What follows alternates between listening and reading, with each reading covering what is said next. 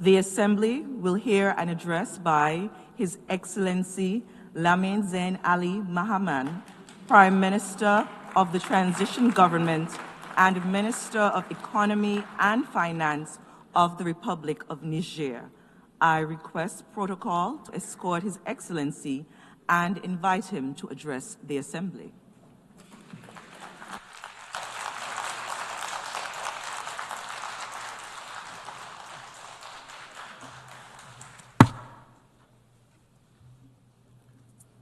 بسم الله الرحمن الرحيم وصلى الله على النبي الكريم. Excellences, Excellencies, Heads of State and Government, Heads of Delegation, Madam President, ladies and gentlemen.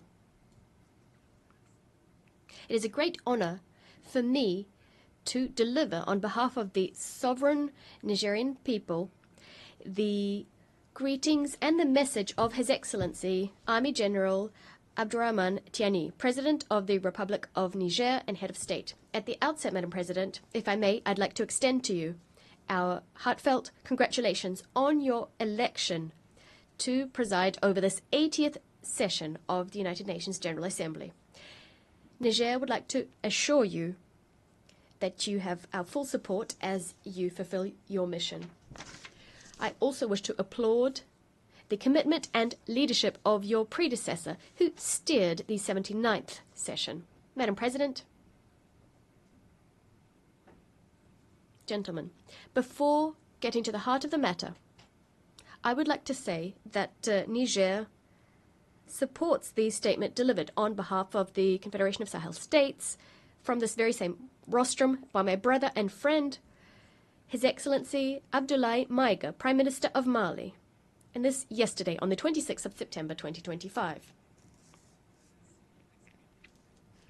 He forcefully expressed the aspirations of our alliance and our people, with full respect for our sovereignty, the defense of our interests, and genuine cooperation with all countries enamored of peace and justice. Madam President, ladies and gentlemen, I would like to solemnly express the willingness of the sovereign people of Niger through their government, our willingness to maintain friendly, cooperative relations with all governments and peoples enamored of peace and justice, and this with respect for the values and principles set forth by the United Nations Charter, as well as our sovereignty and our interests. And how can it be otherwise when we know that throughout our history, the people of Niger and of the Sahel in general, drawing on their vast social and cultural diversity, always drew on their ancestral values to forge secular bonds and to harmoniously coexist amongst themselves and with their neighbors as well. Among the values which underpin our society, our unity, and our common aspirations, there are a number which stand out: inter-ethnic mixing, kinship with humor, respect for otherness, as well as religious tolerance and solidarity, not to mention peace. Throughout our history, we've strengthened mixing between the Hausa, Zama, Pearls, Tuareg, Kanuri, Gumanche, Tubu, Arab, and Buduma people. This mixing meant that we established blood ties and indestructible alliances amongst the people of Niger. Madam President, ladies and gentlemen, as you can clearly see, the Nigerian people, the people of the Sahel, have a long-standing tradition of living together in diversity, solidarity, peace, and cohesion.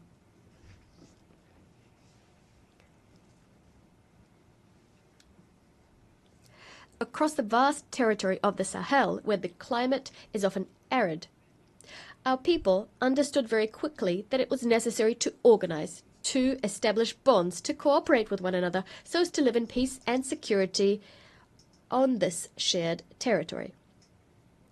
These people understood that sticking together, expressing solidarity, is not an option, a way of becoming stronger. It was a precondition for their very survival. And it is for that very reason that we naturally support all initiatives which support international cooperation and solidarity so as to achieve our common objectives, that is peace, development, and the well-being of all. For that same reason, we rise up against all initiatives or any actions which undercut the international community's efforts directed at achieving peace and development. Drawing on these principles, the people of Niger unreservedly condemn the Israeli genocide in Gaza. We unswervingly support the establishment of a sovereign Palestinian state.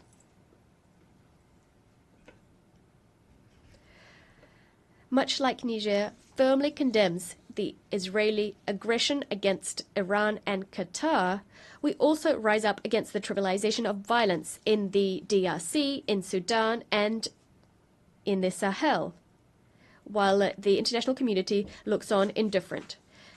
And in fact, some elements of the international community, some foreign powers are complicit in what's happening in the African continent. Madam President, ladies and gentlemen, actors directly getting involved in conflicts are not the only ones responsible for the insecurity and uncertainty our world faces today.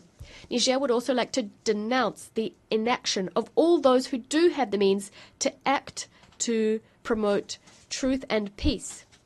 The silence of those who do have a voice, the indifference of those egoists who stand ready to destabilize entire countries or regions in their own interests, the lack of humanism on the part of those who work in underhand ways to sow death in other countries, and the foolishness of those who betray their motherland and their continent. President, ladies and gentlemen, inaction, indifference, complicit silence, as well as subversive and underhand actions to destabilize the situation, violent disinformation campaigns, information wars.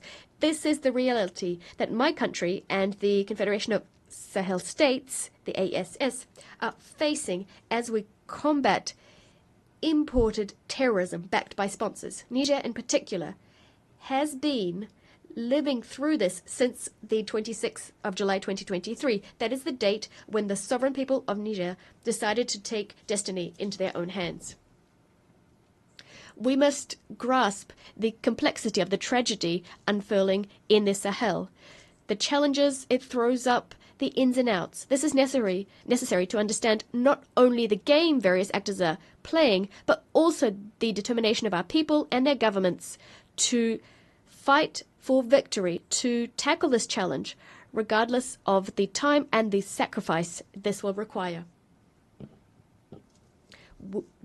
We will be defending our countries to ensure our survival. We will be defending our territory and our people. Madam President, ladies and gentlemen, the usual narrative states that the situation in the Sahel can be explained away by the fall of the Gaddafi regime in 2011 and the collapse of the Libyan state, which resulted in armed groups being unleashed in our region and large quantities of weapons flowing into that same region. Others might mention the victory of the people of Algeria, a victory over terrorism which they achieved in the 1990s, which, as a result, pushed the conflict to the Sahel as terrorists found refuge in the Sahara and the Sahel.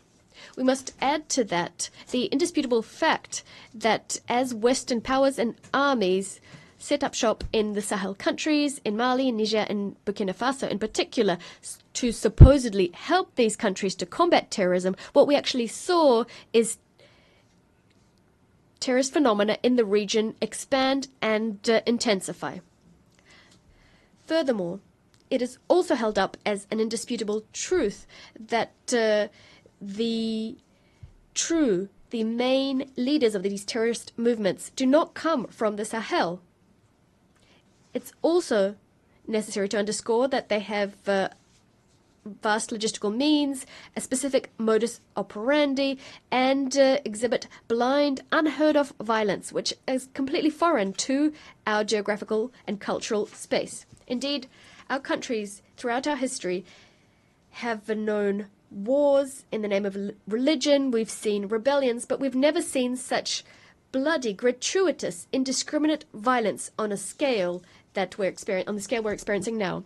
For all of the above reasons, I'm sure you'll agree that this is deliberately imported terrorism that we're facing. Madam President, this is also sponsored terrorism, and this throws up the actual genuine issue of terrorism financing and the destination of all of the resources terrorists have been capturing for over a decade now.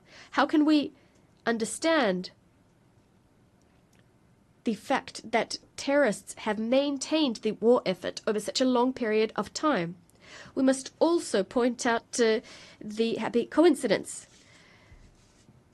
which saw in Kidal, in Mali, a stronghold for terrorists liberated in the third trimester of 2023, quarter of 2023, at the same time when the French army was leaving the Niger.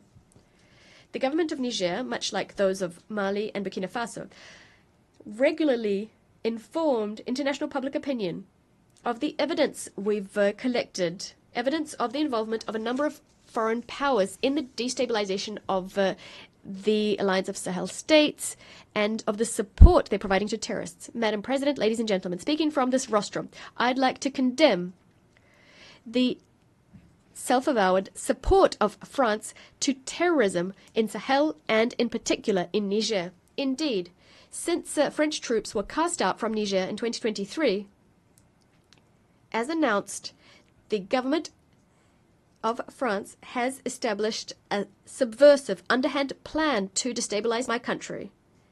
It involves sending intelligence to, training, funding, and equipping terrorists. Unfortunate attempts to create the conditions for inter-ethnic conflicts in Niger and in the Sahel, a disinformation and misinformation campaign to discredit my country, our institutions, our political leaders, and our army. France has also maintained and fueled ongoing political tensions between my country and some of our neighbors. On top of that, we must mention the economic and financial war, an unprecedented war which betrays France's hateful desire to thwart any and all of our development projects by disincentivizing investment and systematically voting against my country in all international financial institutions, whether that be the African Development Bank, the World Bank, or the IMF. Madam President, ladies and gentlemen, what's happening today in our region, in the Sahel, and specifically in Niger, is the result of a number of factors. First, unpaid colonial debts. These debts must be paid off. Our people never forgot the unheard-of violence which characterized the colonial occupation. The infamous Voulez Chanoine mission and other military expeditions which stood out because of all the death and the large-scale torture which they unleashed in Terra, in Junju, in Duchi, in Koni, in Tessawa, and in Zinda, and this in a matter of years. In Zinda, as you know, there were even executions. Madam President, ladies and gentlemen, speaking from this august rostrum, my country, Niger, entreats the world's conscience to point out this hostile force which has, since the 19th century, never laid down its arms and which continues to wage total war against my country. Here is evidence of this. In November 2021, in Terra, young demonstrators were assassinated by the French army. The threat of military intervention on the part of ECOWAS has been instrumentalized by France. We must call a spade a spade. The abject terrorism behind which France stands, committing vile crimes in the ASS. For instance, those committed in Fambita on the 21st of March 2025. 44 Muslims were executed in cold blood while they were at Friday prayers. This rostrum also gives me an opportunity to pay a tribute and to think about all of the civilians and the soldiers who gave their lives shot down by the enemy. These crimes remind us of those committed by France in Niger, and this ever since 1899. Crimes which remain an open wound on our collective memory. In the name of human rights, I recall the innocent victims of the Central African Mission. I recall cities and villages which were pillaged and set on fire. I recall the carnage in Junju and Lugu. I recall martyr cities, Korenkalgo, where the population was entirely exterminated. In Beni Nkoni, where over 7,000 people were thrown into mass graves. I'm recalling pregnant women eviscerated, their fetuses left for the vultures to claim. I speak on behalf of raped women and hanged little girls. I speak on behalf of men shot dead and members of the resistance decapitated. On behalf of my country, Niger, I solemnly demand that France shoulders its duty of remembrance, to shoulder its duty of remembrance and to recognize its crimes. To recognize its crimes. On this note, General Chani has established a commission of experts, academics, and scientists to study these dark pages in our history and to rewrite the true history of our country, to set the record straight, to speak the truth, to reclaim ownership of our history, and to give back to our great nation its dignity. The pillage of our resources, to the detriment of Nigerians and the environment. Following half a century of exploitation, uranium has brought our people nothing but misery, pollution, rebellion, corruption, and despair, while the French prospered and bolstered their power. All of our aquifers are contaminated. It's unacceptable.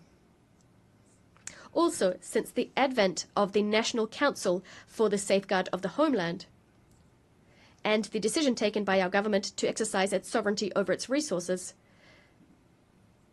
the French government, dismayed, has tried to drag us into endless legal proceedings before it will stop exploiting and selling our minerals. Ladies and gentlemen, I would like to be clear that rather than breaking our spirit, the struggles we've had to face have only strengthened our determination to fight to the end, to vanquish the terrorists and their sponsors.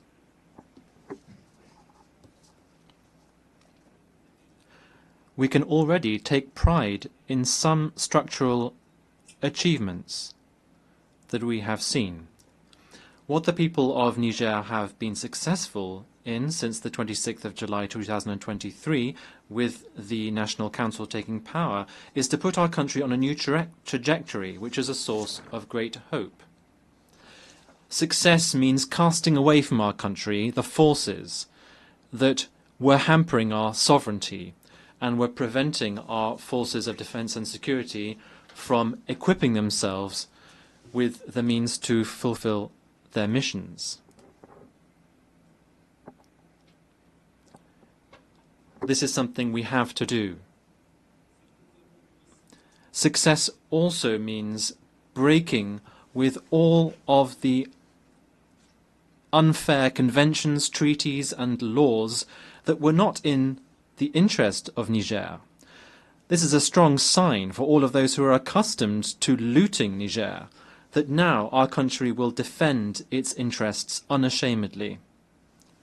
Success also means reaffirming our sovereignty over our natural resources, which had all too long been plundered by foreign powers. Success also means uniting our people on questions of national interest. Now all the people of Niger are united. They are focused on safeguarding our country's best interests. They've understood that the battle is a collective matter. That is why we have a new motto, Labusani no in Zama, Zanshin Kasane in Hoasa, and Hala Ledi Non in Fulfude. This means this is our business and our business alone. Success also means awakening our patriotism, which had all too long been trampled upon by individuals acting in their personal interests. Now, the people of Niger are proud of their fatherland. Success also means sincere support from the people to the government. People are now fully behind our efforts to put our country on the path to development.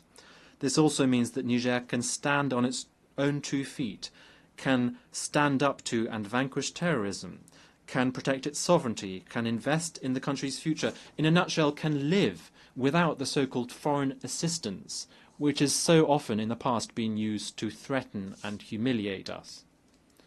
Success also means that for the first time in our country's history, decisions affecting Niger and our people are taken in Niger, by the people of Niger, and in the interest of Niger, and nowhere else.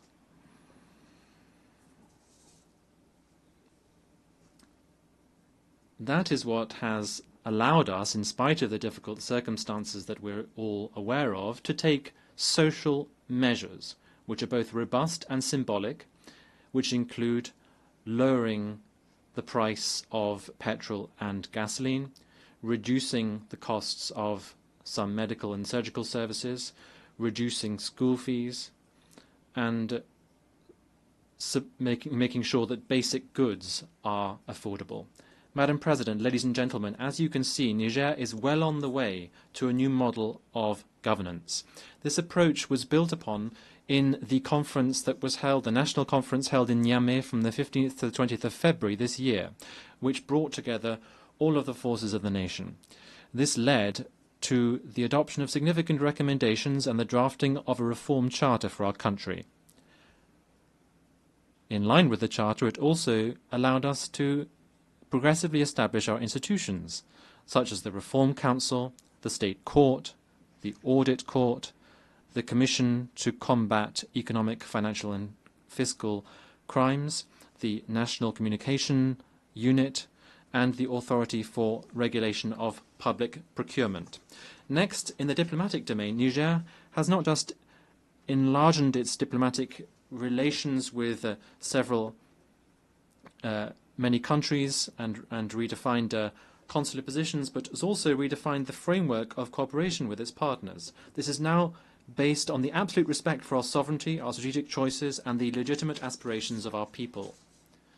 Niger is therefore not isolated, far from it. We're also committed to a vast agricultural program to ensure food self-sufficiency for our hard-working people, by ensuring that we fully use the thousands of hectares of arable land through large-scale irrigation. The head of state has asked for this to be a reality, and now the results that we've achieved are encouraging, 1 year since we've implemented these measures. For the first time in our recent history, the country has not been through a lean period, the period during which generally we had to request support from the international community. Our ambition is for Niger to have food sovereignty. Inshallah, we will no longer need to ask for support to feed our people. Turning to economics, in spite of the iniquitous sanctions imposed on Niger and the economic blockade supported and financed by France, who are trying to hamper our country, we have courageously kept going with our macroeconomic reforms, and this has led in particular to our taming inflation to minus 0.1% at the end of August of this year. And now we plan to see economic growth of some 7% looking in the period 2025-28. In addition, our budget deficit, which was 5.4% of GDP in 2023, will, we hope, be contained to 3% by the end of this year. And significant efforts have been made to improve our debt profile. Madam President, ladies and gentlemen, now when it comes to the issue of human rights, Niger reaffirms its commitment to the international legal instruments to which it is a party. Nevertheless, we condemn the selective approach used in implementing human rights principles by some countries whose only aim is to harm our state's image. I would also like to clearly say that Niger and all of the Confederation of Sahel states, profoundly committed to respecting human dignity and the flourishing of our people, will not take any human rights lectures from any kind of body.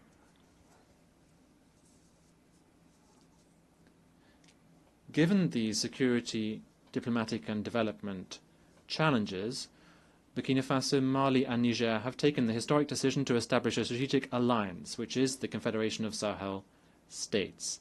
And the speakers from Burkina Faso and Mali have already mentioned this. This is a context in which we coordinate our policies and we are building our future together with our own ideas to ensure that our diplomacy, which works perfectly well, can lead to specific outcomes so that we can meet the aspirations and needs of our peoples. This forum allows us to coordinate policy and to build our future with our own ideas and our own means, based on ancestral values, in a forum which we hope will soon be rid of all forms of threats.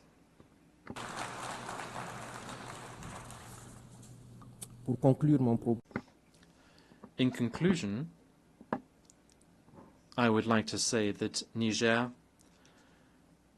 is, as a result of its history and geography, facing many challenges. We have to acknowledge that, such as the effects of climate change, droughts, followed by floods, which are making life for our farmers even harder.